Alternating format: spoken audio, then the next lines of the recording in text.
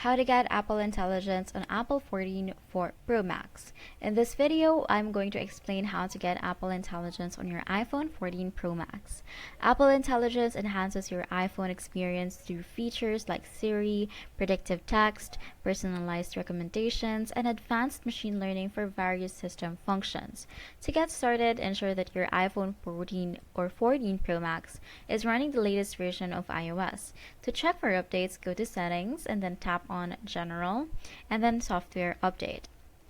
Once updated, Apple Intelligence features will be integrated into your iPhone.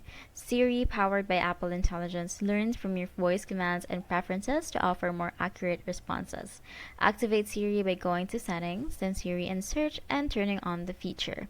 Additionally, your iPhone uses machine learning to adapt to your habits, providing personalized suggestions and recommendations in apps like Maps, News, and even the App Store.